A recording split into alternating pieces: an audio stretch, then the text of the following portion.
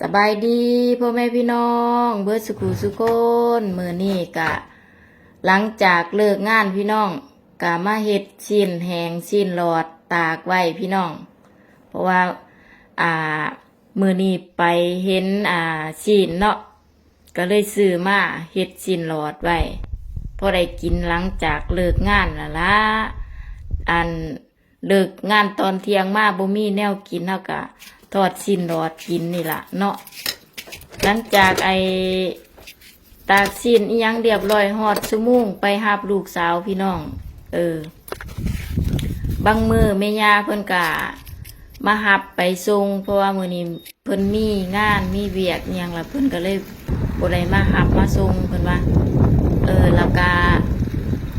พอปั่นรถถีบไปก็สิประมาณหม่อง20นาทีนี่ล่ะพี่น้องมากะจังสิแลพี่น้องชนบทบ้านนอกญี่ปุ่นกะมีทงไห้ทงหน้าให้เฮาไล่ส้มกะคือบ้านเฮาเนาะบรรยากาศแนวนี้ก็คิดเห็นบ้านเฮาว่าดำไห้ดำหน้าเป็นจังไดแนวใดเนาะคือกันกับบรรยากาศบ้านเฮานี่ล่ะพี่น้องเขาอยู่พี่เพิ่นกะเกี่ยวแล้วดิพี่น้องเห็นบ่รถเพิ่นกำลังเกี่ยวเขาพี่น้องว่าคลิปนี้ก็ถ่าย2มื้อเนาะกับบ้านเฮาวันจันทร์กับวันอังคารพี่น้องไปรับไปส่งลูกสาวพ่อรับลูกสาวมาแล้วมื้อที่1เนาะก็กลับมาฮอดเฮือนกะมาฮอดเฮือนพอตอนตกแรงมากกะเตรียมแผ่นเพิดเนาะเฮาก็ต้องได้เขียนชื่อลูกสาวเพราะว่า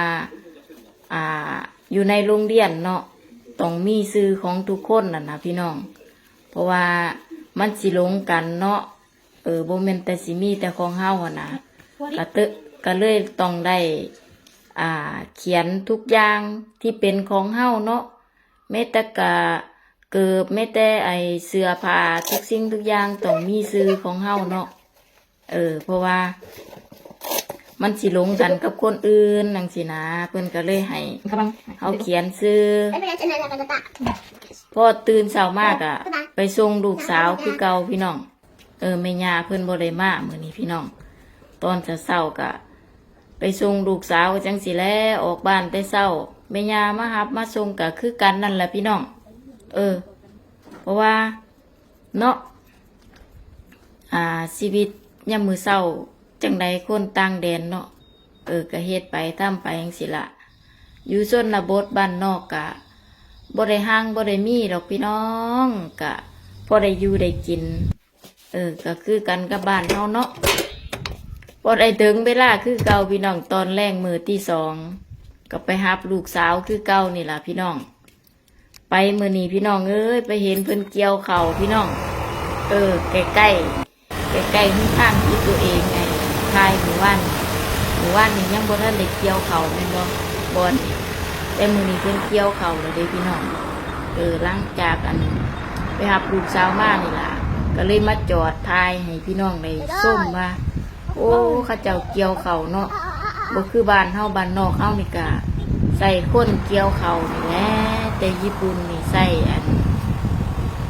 รถเกี่ยวข้าวเนาะพี่น้องเนาะนั่งสบายแต่ว่าก็ฮ้อนแดดพี่บ่จักก็อาจสิฮ้อนแดดได้เนาะพี่น้องเนาะอันคือบ้านเฮานี่แบบเกี่ยวข้าวให้หน้าให้นึงก็เบิดมือก็บ่แล้วอันนี้เกี่ยวบ่พออันนั้นจักนาทีพุ่นนี่นาทีนึงหรือว่า2นาทีนี่ก็อาจจะแล้วเนาะเพราะว่าอากาศすごいねเขาเจ้าใส่รถเกี่ยวเนาะไถไปดูแลรถเกี่ยวข้าวญี่ปุ่น2คันพี่น้องคันนี้คือแม่นไว้รุ่นเต็มแล้วก็ไปใส่รถขับไว้เกี่ยวข้าวเดียวแล้วคันสีแดงน่ะอาจจะเป็นผู้เฒ่าครับ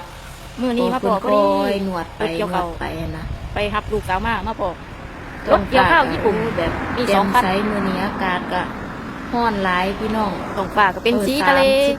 36-37 องศาพี่น้องอันนี้นั่นรถแดดอันนี้คือเฒ่าเกี่ยวรถคันนี้จะออกจะซ่าในมันนึง อันนี้ไว้ นี่ เกี่ ก็ ยว ไข่แน่ ข้า แต่ วเดียว ว่า แม่ยาเพิ่นมีเวียก เกี่ยวไว้ มีงานเนาะได้ไปหาลูกสาวปันลูกทีไปก็ แล้วเราก็ เลย เราก็ทับรถไป ได้มาเห็นเพิ่นเกี่ยวเขาเจ้าของก็เลยบอกโอ้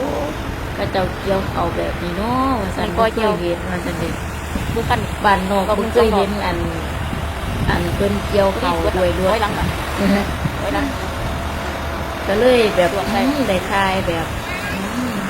อยากได้มาให้อีปอยแม่จักคันเด้ ไปสิเบิด เนาะ เนาะ เพิ่นสิได้เกี่ยวเขาสำบายติดหน้าให้ใหญ่ๆก็สิแล้วข้าวเดียวเนาะ